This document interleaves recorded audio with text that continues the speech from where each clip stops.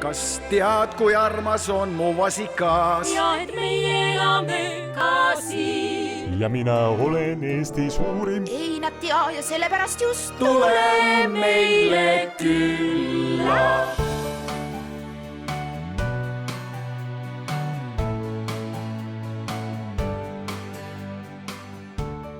Talu sai alguse niimoodi, et me leidsime üles ka selle esimese kaardi, kui 1888. aastal see maa osteti Laupa mõisa käest. Ja selle ostjaks oli siis mul abikaasa vanaisa. Ja meile eraldati see maa täitevkomitee otsusega 1988, nii et 100 aastat hiljem. Põhimõtteliselt oli nii, et minu isa pakkus seda kohta, see oli tühisin, et kas ei taha siia tulla tegutsema. Ja siis oli siin oli võsa.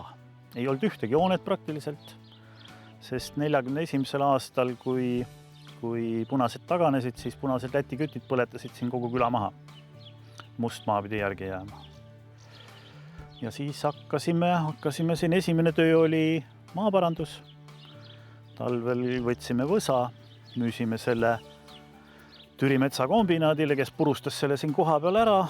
Hake läks Pärnusse ja Püssi ja sealt siis tuli ka kapital, millega siin ehitada ja teha. Esimene ehitus oli siis, hakkasime ikkagi lauta tegema, et kuskilt peab midagi sisse ka tulema. Siis tuli elumaja järgi ja nii need hooned siin on tulnud. Me elasime 2 talve, elasime autohaagis suvilas. 2 esimest talve, kui maja sai ehitada. Alguses ei osanud nagu midagi karta või lootus oli suurem kui kartus.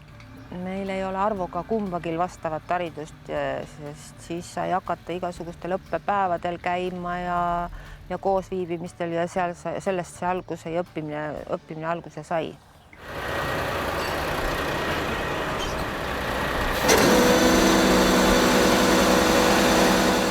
Hämmal sel ajal olid lehmad ja siis tundus ta kuidagi loogiline ja sel ajal sai ka piimast nagu väga head raha. Meil on umbes 100 lüpsilehma, 100 noorlooma ja maad kasutame kokku umbes 500 hektarit. Ja ütleme, loomakasvatuse pool on nagu abikaasa õlgadel rohkem, tal on selle farmis nagu paar abilist ka. Ja ütleme, sööda varumine ja põllu harimine on siis meil poistega, et 3 teeme selle. Kogu aeg on kari täienenud, ainult 3 mullikat oleme ostnud Estoniast, ülejäänud on kõik oma karjatäiendus aastatega tulnud. Nad on vabapidamisega, nii et ise lähevad söövad, ise jalutavad ringi, lähevad magavad, kui tahavad. Keegi neid ei sunni, takka ei aja.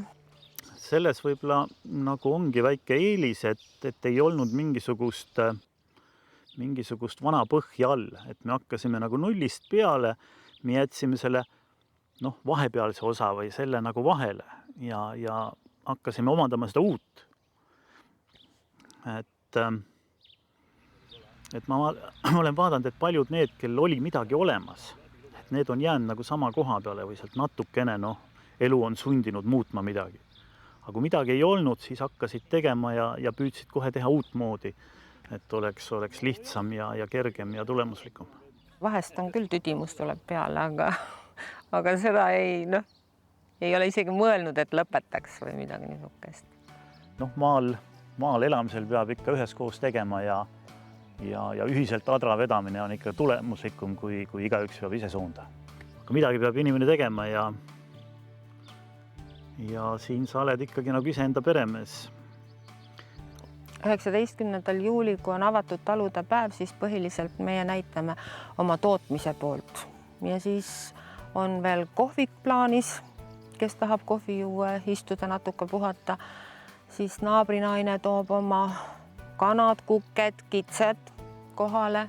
Lapsed saavad nendega mängida. Põhiliselt tullakse laste pärast, et lastele loomi näidata ja maaelu tutvustada üldse. Me oleme 4. aasta nüüd avatud talude päevadel osaleme ja ausalt öeldes ta on siuke suhtlemise päev.